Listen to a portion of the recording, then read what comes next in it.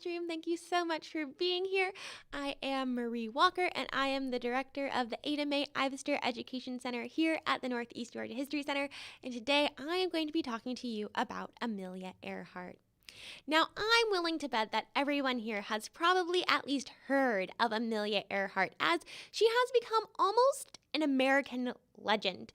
She set multiple flying records during the Great Depression era, giving hope to people all around the world that they too could soar above the clouds and leave their troubles behind. But perhaps what she is most well known for, sadly, is a record she didn't set. Her mysterious disappearance left the world a little less hopeful. Amelia Earhart, an overnight celebrity and queen of the air for over a decade, vanished, well, into thin air in 1937. But how did it all come to this? Well, let's go back to Amelia Earhart's hometown in Atchison, Kansas. That is where she was born on July 24th, 1897, right before the turn of the 20th century. She was born in a time of great change in America and the world, and she thrived on this change. She was going to be a proponent of change throughout her life. Her parents were Samuel Edwin Stanton and Amelia or Amy Earhart. They had another child, a little sister for Amelia, 2 years later, whom they named Grace Muriel. And the two were very good playmates. Now, Amelia Earhart was never like other girls of her time. Even in childhood, she did not fit into this mold of a nice little girl. She yearned for more than what society at the time told her was acceptable for a lady to do. And this was due to her mother's influence, who was determined not to raise nice little girls. It's how she was raised. Amelia's mother, Amy, dressed the two little girls in bloomer pants, as you can see next to me. And this was at a time when little girls were expected to wear petticoats and dresses and to sit still and be pretty. But as you can see here, they're out being adventurous, climbing, jumping, running. Of course, not everyone approved. Amelia's grandmother was one of those people, and it certainly raised some eyebrows in their community. But Amy encouraged her daughters to dream big and not to let society limit them. Of course, Amelia was aware of her differences. It's pretty easy to look around and see that, well, maybe you're not dressed like everyone else. And she, acted and dressed differently than other people, but she did not seem to be bothered by what other people thought. She was unique and, well, she seemed to be okay with that. In fact, she was inspired by women who were different, who defied the norm. She even kept a scrapbook of newspaper clippings about women who succeeded in mostly male-oriented fields. Some of the newspaper stories that she had collected were about women in film direction, law, advertising, management, and mechanical engineering. These are some industries that women generally still have trouble succeeding in to this day. And to do so at the turn of the 20th century, the early 1900s, when women still didn't even have the right to vote, well, this seemed like it was almost doing the impossible. And Amelia liked the impossible. She thought of it as a challenge. In 1904, at 7 years old, Amelia had what you might be able to call her first flight. With the help of her uncle, Amelia did her first feat of engineering as well and built a homemade roller coaster. She had been inspired when she saw one of these new attractions on a trip to St. Louis. This roller coaster was a ramp that they secured to the roof of the family's tool shed. Amelia used a wooden box to serve as their roller coaster car and slid down the ramp. She flew through the air for a moment and then had a rather rough landing, her first of many, and her roller coaster car ended up smashed into the ground and broke. She bruised her lip, she tore her dress in the process, but this did not seem to faze Amelia one bit. She said that she had a sense of exhilaration, and she exclaimed to her sister, "Oh, Pidge is just like flying." But it would not be for another 4 years until Amelia Earhart actually saw her first airplane. At the age of 10, her father took her to the Iowa State Fair, where there was this rickety biplane that she later described as being a thing of rusty wire and wood and not at all interesting.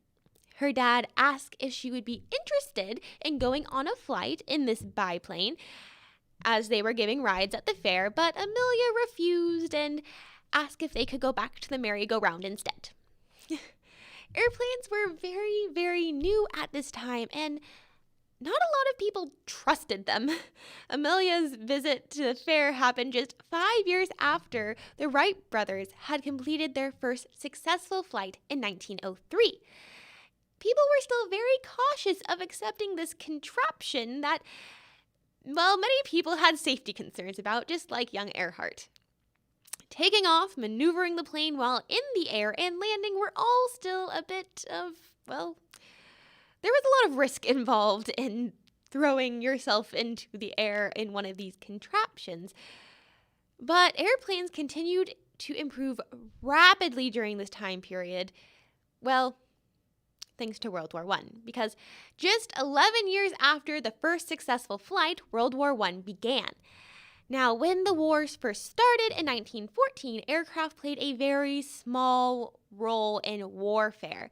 They were really just kind of used as reconnaissance. They were not seen as, well, real military products. But by the end of the war in 1918, airplanes had become a crucial part of the conflict, so much so that, well, there were celebrated aviators who had shot down people in dogfights. There was even a name for this, one of the most famous being the Red Baron of Germany.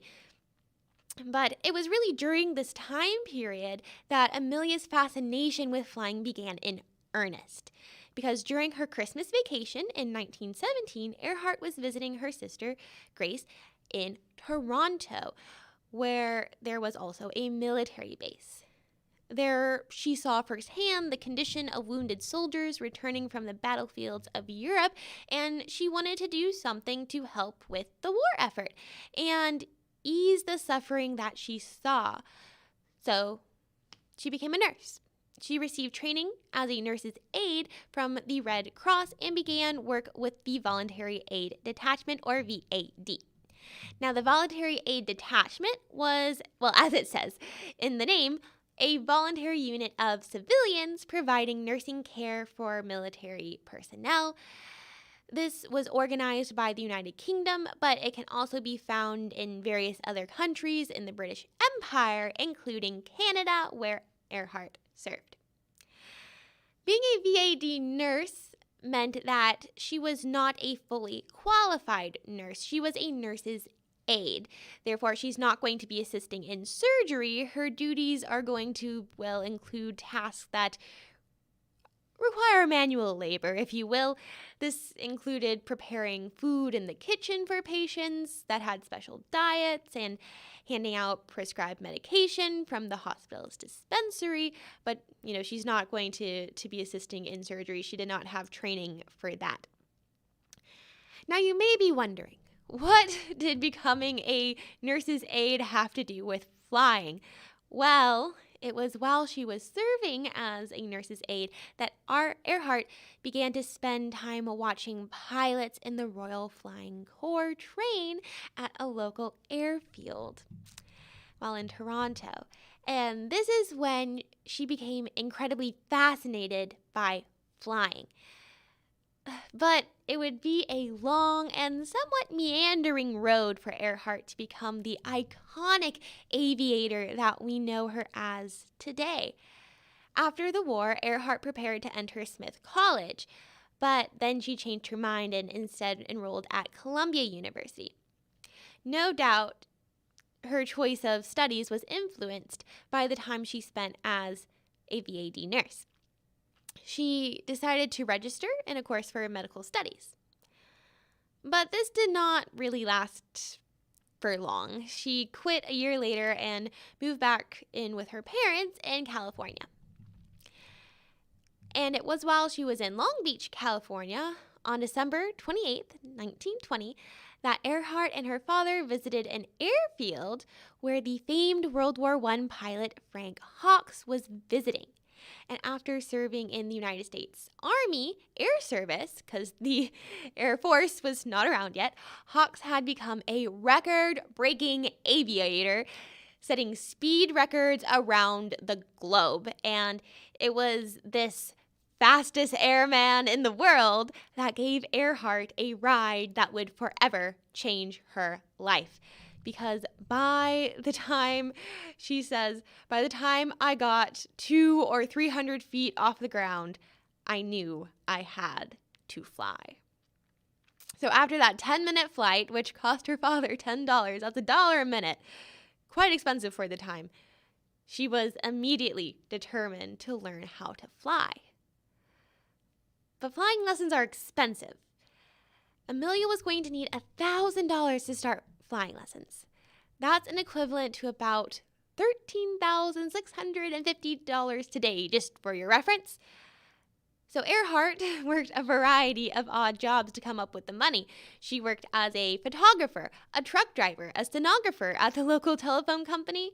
And in doing this, and of course with the help of her mom, who said she gave Amelia the money against her better judgment, Earhart managed to save that $1,000 for her flying lessons.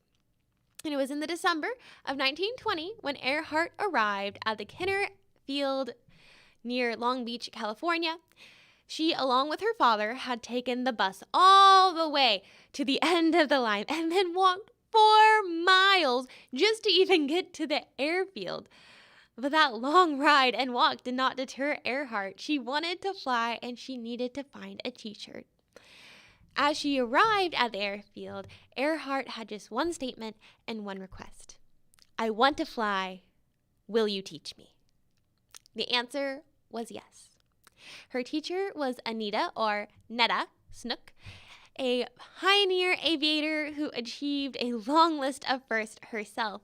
She was the first woman aviator in Iowa, first woman student accepted at the Curtis Flying School in Virginia, and the first woman aviator to run her own aviation business, and the first woman to run a commercial airfield.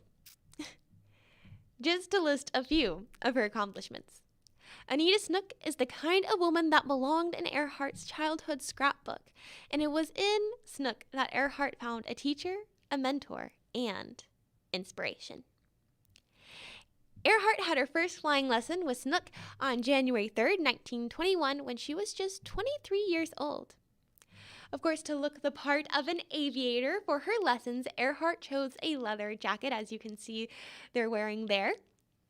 But this was not just a fashion statement. This was also just a very customary thing for early aviators to wear, as we also have to remember that cockpits in early planes were open, and this means that pilots were exposed to the elements.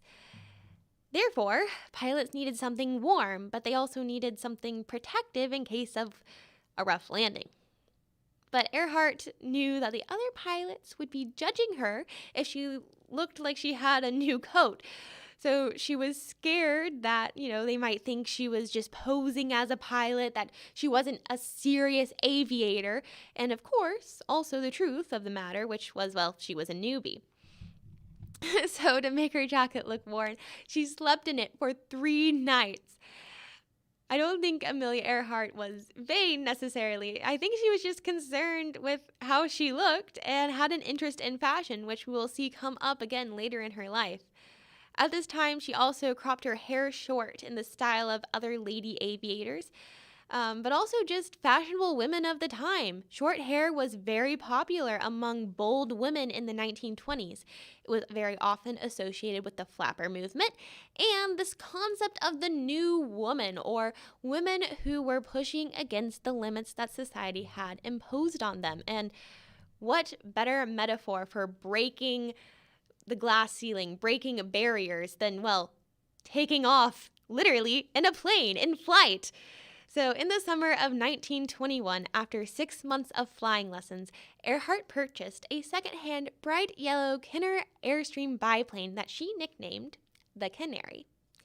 She now had a plane of her own, and it was with this purchase of the Canary that we really see the beginning of another transition in Earhart from a student to being an aviator in her own right, because it was with the Canary that Earhart set her first world record.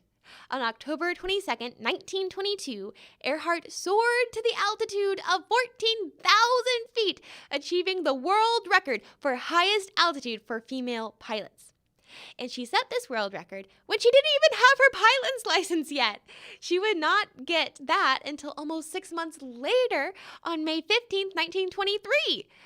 But when she finally did receive her license, Earhart became the 16th woman in the history of the United States to be issued one.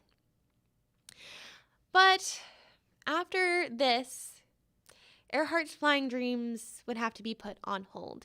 In 1924, money troubles at home meant that she had to see her beloved Canary sold, and with that money, she bought a yellow Chrysler Speedster, or two-passenger automobile. Also in 1924, her parents divorced.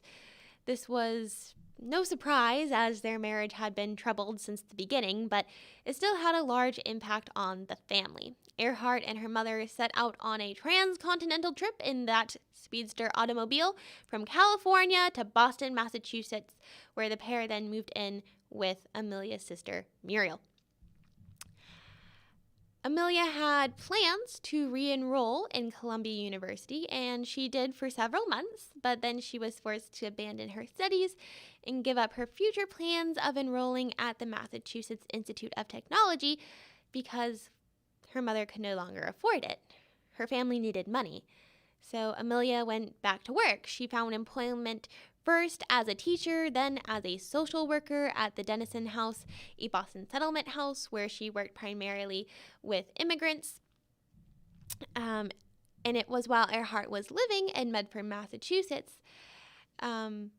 She was no longer taking flying lessons or had a plane of her own, but she did maintain an interest in aviation. She became a member of the American Aeronautical Society's Boston chapter and was eventually elected its vice president. In the 1920s and 1930s, there was a lot of great exploration and experimentation in aviation. Pilots pushed planes to see how far, fast, and high they could go. One of the most famous and historic flights of the time is when Charles Lindbergh flew solo across the Atlantic Ocean in 1927. This flight is one that historians can point to and say, this is when humans could go from one side of the ocean to the other in less than 34 hours. This is a journey that used to take months on a wooden sailing vessel where there was only the wind to push the sails. And it was then cut down to, a few weeks or days with the invention of the steamship, but now that same journey could be measured in just hours. This was huge, and therefore, this event is widely considered a turning point in world history for the advancement of aviation, but also globalization, because now people can get anywhere in the world in a matter of hours.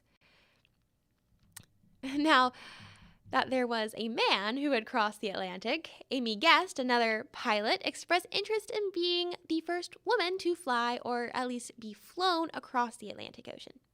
But then she decided that the trip was too dangerous for her to undertake, so instead she offered to sponsor the trip. She suggested that they find another girl with the right image to take her place. So while at work one afternoon in April of 1928, Earhart got a telephone call from Captain Hilton H. Riley, who asked her, "Would you like to fly the Atlantic?" The answer was yes. The coordinators of this project included publisher and publicist George P. Putnam. Now remember that name because it comes up again. It was Putnam, or GP as he was called, who interviewed Earhart and asked her to accompany pilot Wilmer Schultz and co-pilot/mechanic Lewis Gordon on the flight. For all intents and purposes, she was just going to be a passenger.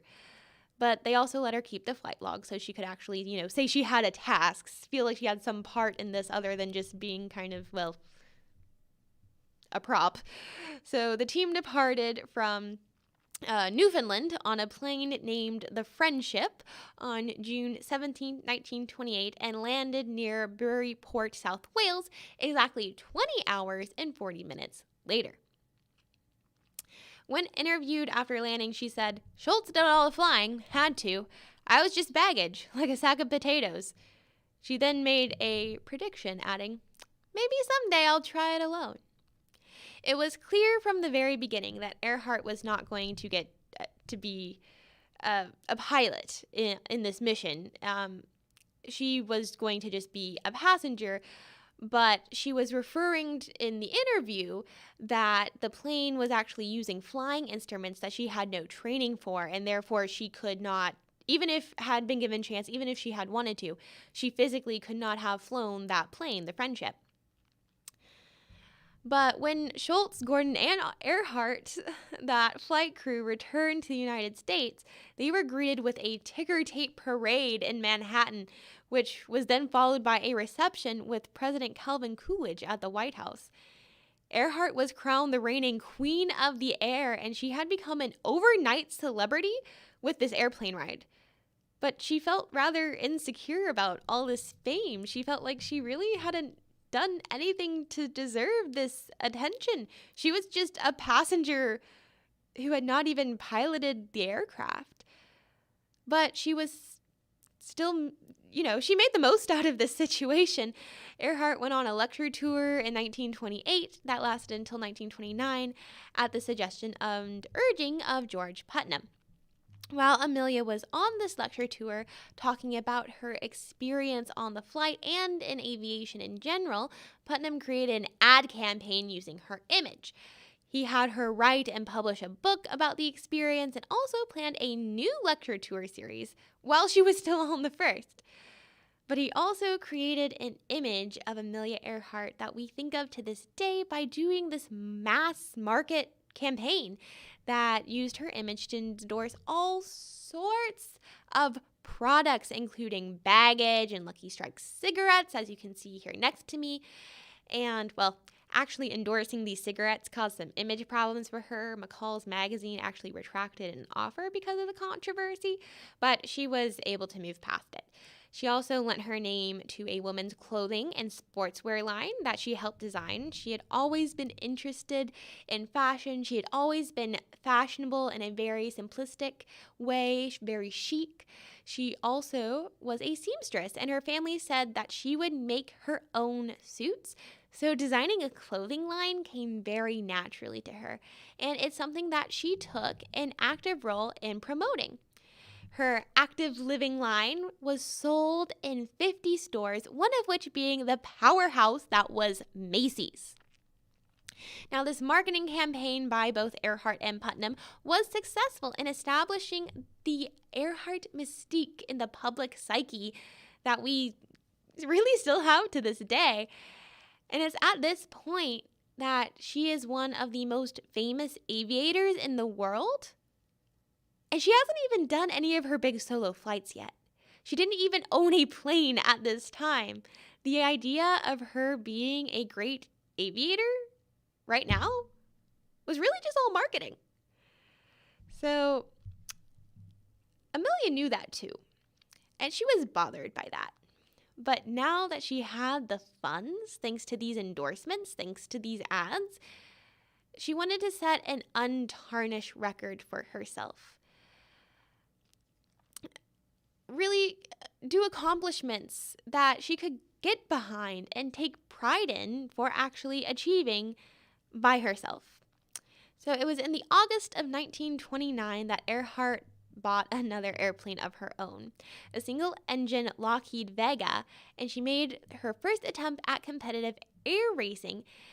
She signed up for the Santa Monica to Cleveland Women's Air Derby, which, was at the time nicknamed the Powder Puff Derby by Will Rogers. And, the name stuck. Earhart departed in her plane on August 18th and crossed the finish line in Cleveland on August 26th. She got third place in the Heavy Planes Division.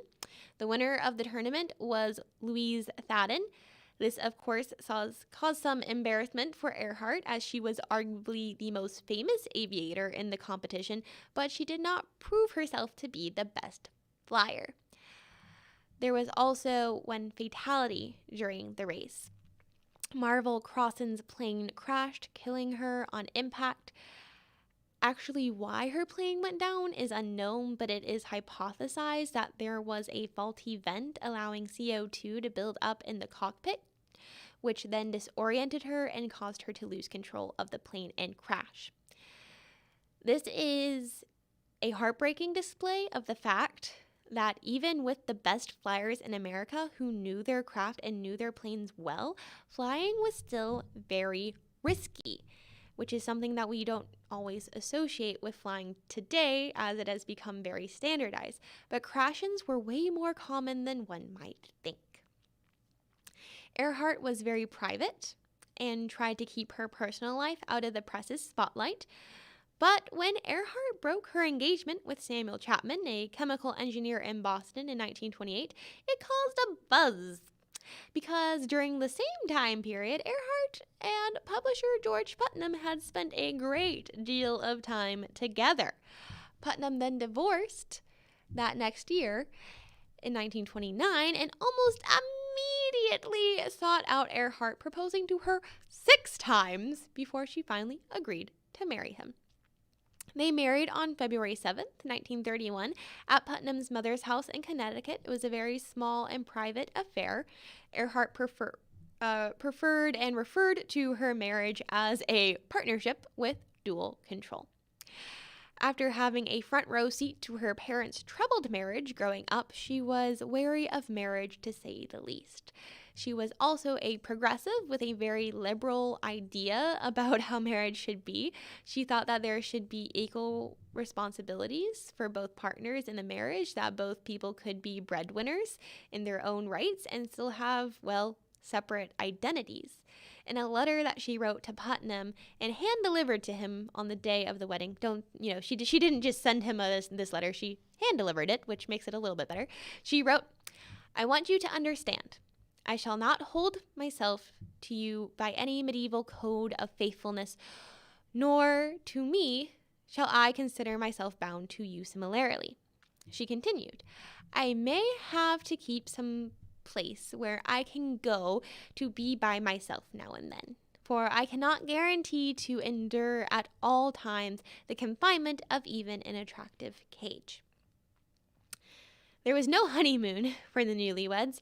Earhart, who pointedly kept her last name as a feminist statement, as well as for marketing purposes, was involved in a 9-day cross-country tour promoting autogyros, which kind of are like a helicopter, but the propeller doesn't have a motor, which, as you could imagine, is very dangerous and it did not catch on. But Beechnut Chewing Gum, who sponsored it, did not know that at the time.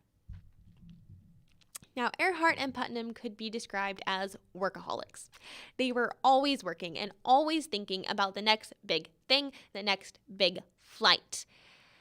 And now the time had finally come. In 1932, Earhart was going to fly solo over the Atlantic. This is something that Earhart had wanted to do, but also something that she felt she had to do, almost in a redemptive way. She felt like she had to prove herself, that this was a thing she was, famous for. Now it's something that she actually wanted to do on her own to prove herself. So on the morning of May 20th, 1932, the 34-year-old Earhart took off from Newfoundland again. She had a copy of the Telegraph Journal with her to confirm the date of the flight. Her plane was to touch down in Paris to mirror Charles Lindbergh's solo flight, which had occurred 5 years prior to this. Of course, she knew whatever she did on this flight was going to not get out of Lindbergh's shadow. She was going to be compared to Lindbergh constantly. The press even called her Lady Lindy, inferring that she was basically just the female version of Lindbergh. But as I said, this is something that she felt she needed to do to prove herself, and also she was going to be the first woman to do it if she succeeded. So after a flight lasting 14 hours and 56 minutes, which was very good time considering that she was flying into strong northerly winds and also faced very icy conditions, not to mention there was also a few mechanical problems, but Earhart finally landed in Robert Gallagher's cow pasture in Northern Ireland. Not exactly Paris, but do not worry, no cows were harmed in this transatlantic crossing. Mrs. Gallagher told the BBC about the day in a 1935 radio recording. She said in her account that at about 2 o'clock we heard an aeroplane, and soon afterwards we saw a great red monoplane over the house, flying very low. It circled around a couple of times and then made for a big field in the back of the house and landed. The first farmhand who got to the airplane saw that there was a woman in it and asked her where she had come from. She said, "America." After a minute or two, I, Mrs. Gallagher, went off to the plane as well. Standing beside it was a tousled-headed girl in trousers and a leather coat. She didn't seem at all excited. I suspect she'd be very hungry, so I got a meal ready for her. She said she hadn't had anything but tomato juice since she left. Now, by touching down in this cow pasture, Amelia Earhart became the first woman and the only other person since Charles Lindbergh to fly solo across the Atlantic. For this feat, Earhart received the Distinguished Flying Cross from Congress, the Cross of Knight of the Legion of Honor from the French government, and the Gold Medal of the National Geographic Society from President Herbert Hoover. So now that Earhart had proven herself once, she was going to do it again. Her next big flight came just a few months later on August 24th to 25th of 1932. This time, Amelia Earhart became the first woman to fly solo across the North American continent and back. She set out from Los Angeles, California, and flew to Newark, New Jersey, establishing a woman's record of 19 hours and 5 minutes, and setting a woman's distance records of 3,938 kilometers. She would go on this flight again a year later in 1933 and break her own record with a faster time. So with each new feat that Earhart accomplished, her fame grew more and more, and in the process, she developed friendships with many people in high offices, most notably First Lady Eleanor Roosevelt. Roosevelt shared many of Earhart's interests and passions, especially women's causes. They were both very early supporters of the ERA, or Equal Rights Amendment. In their time, the amendment was really more or less of an idea, but today it is actually currently a proposed amendment to the United States Constitution. It's just awaiting several states to ratify it still. The ARA says that there should be equal legal rights for all American citizens, regardless of sex. It pays special attention to ending the legal distinctions between men and women in terms of divorce, property, employment, and other matters. Now, by all accounts from the letters that these two exchanged, Roosevelt and Earhart had a very close relationship. When in D.C., Amelia would stay at the White House with Roosevelt. And on one occasion, the two of them actually snuck out from the presidential palace and went to a party all dolled up for the occasion, and they were photographed together, as you can see next to me. Amelia used her position of power to influence others about flying. One time, Earhart took Eleanor Roosevelt up in a plane, and Eleanor was so taken by the experience that she obtained a student permit for herself. But she didn't further pursue these plans to learn how to fly, as she was discouraged by FDR, her husband, who, well, didn't want to lose the First Lady in a flying accident.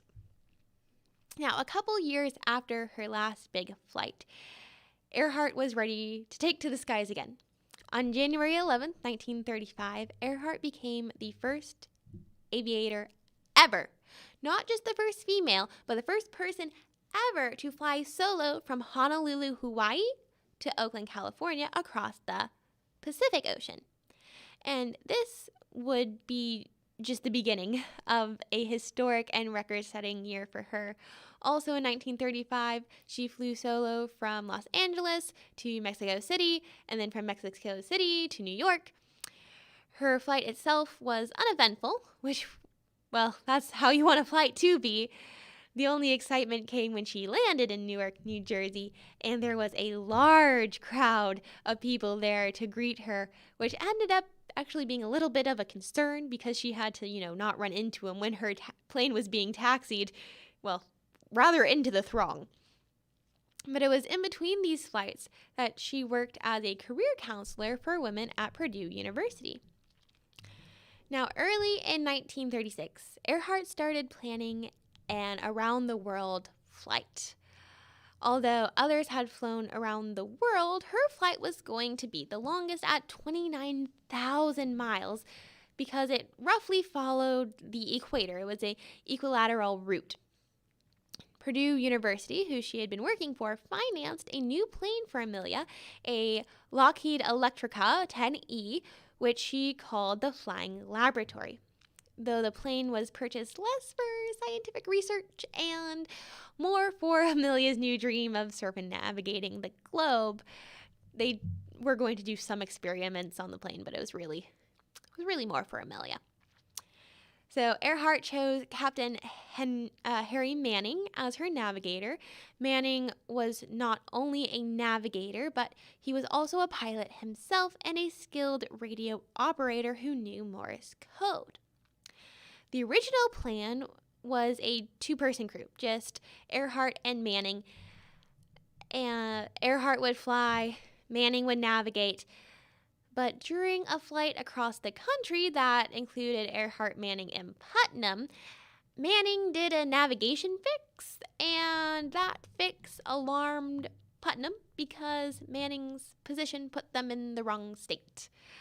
Now, they were flying very close to the state line, so the navigation error was rather minor, but Putnam was still concerned. So it was decided that two navigators were better than one. So Fred Noonan joined them for this around-the-world flight team.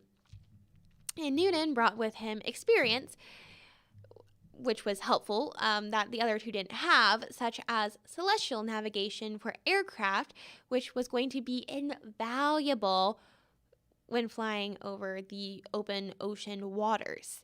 And you really only have the stars to go by. So the original plan was for Noonan to navigate from Hawaii to Howell Island, a particularly difficult portion of the flight. Then Manning would continue with Earhart to Australia, and then she would proceed on her own for the remainder of the project. But this was not to be. On March 17, 1937, Earhart and her flight crew flew the first leg of the journey from California to Hawaii. But due to some lubrication and galling problems with the propeller's hubs and variable pitch mechanisms, the Earhart needed servicing in Hawaii, which delayed the team for a bit. After the plane was fixed, they tried to take off again, but during that takeoff run, there was an uncontrolled ground loop, so the forward landing gear collapsed. Both propellers hit the ground, the plane skidded on its belly, damaging the plane as well as a portion of the runway. You know a crash is bad when you not only hurt your vehicle, but you also hurt what you crashed into. So the attempt to fly around the world had to be called off for now. But of course, that was not going to stop Earhart from going on this flight. So while the Electrica was being repaired, Earhart and Putnam secured additional funds and prepared for a second attempt. Since east to west did not work out during the last attempt, Earhart decided to fly west to east, and on June 1st, 1937, Earhart publicly announced her plans to circumnavigate the globe again. On the second flight, Fred Noonan was Earhart's only crew member. Manning did not join him for this. And the pair departed Miami on June 1st, and after numerous stops in South America, Africa, the Indian subcontinent, and Southeast Asia, the two arrived at Lae, New Guinea on June 29th, 1937. At this stage, about 22,000 miles of the journey had been completed. The remaining 7,000 miles would be over the Pacific. On July 2nd, 1937, at midnight, Earhart and Noonan took off from the Lae Airfield. Their intention and intended destination was to go to Howell Island, a piece of land that was just 6,500 feet long and 1,600 feet wide. That is a very, very small target to pick out of the ocean's water. It is measured in feet, not even miles, feet. So around 3 p.m. Lae time, Earhart reported her altitude at 10,000 feet. But that would then later be reduced due to thickening clouds. Around 5 p.m., Earhart reported her altitude as 7,000 feet and her speed as 150 knots. Their last known position report was near the Nukumanu Islands, about 800 miles into the flight. We are not exactly sure why, but Amelia and Noonan could not find the island. They lose radio contact with the Coast Guard cutter Ithaca, who can hear them and hear that they are lost, but they can't return communication with the radio. And then neither Earhart nor Noonan were competent at Morse code, so that form of communication was not available to them either. The two of them then disappear somewhere over the Pacific Ocean. President Roosevelt issued a massive search for Amelia and Noonan. It was, at least at the time, maybe even to this day, the largest manhunt for, well, anyone. Also, George Putnam financed his own search until October of 1937, but their efforts were unsuccessful. On January 5th, 1939, almost 2 years after her disappearance, Amelia Earhart is declared legally dead in the court of Los Angeles. Earhart's disappearance spawned countless theories involving radio problems, poor communication, poor navigation. And, well, this is not taking into account, the national dateline maybe, or perhaps there were some poor pilot skills involved. Those are some of the perhaps more credible theories about why they went down, but there are other perhaps more outlandish theories involved, which include alternate landing sites, spy missions, being imprisoned by the Japanese during World War II, and even faking her own death to live quietly in New Jersey, or maybe not New Jersey, but a rubber plantation in the Philippines. Anyway, the most reasonable explanation, though, based on known facts of her flight, is that they were unable to locate Howell Island. The most general theory being, well, perhaps Noonan did not take into account the national dateline that they crossed, putting them about 60 degrees off course, ran out of fuel, and then dropped into the Pacific Ocean. Earhart's disappearance still remains one of the great unsolved mysteries of the 20th century, and it often overshadows her true legacies as a courageous and dedicated aviator and as a champion of women's rights. Soaring above the clouds and doing things that no woman had done before in the midst of the Great Depression era gave hope to people who were facing challenging times. It gave people inspiration that they too could, well, reach for the stars, and I think that is what makes her disappearance so shocking and so tragic to this day. The world not only lost an innovative aviator, but that also lost a symbol of hope. Thank you so much for joining me. I hope you enjoyed this live stream about the life and career of Amelia Earhart. I hope you learned something that you didn't know before. Thank you so much for being a member of the Northeast Georgia History Center. We greatly appreciate your support. Thank you so much, and until next time, bye.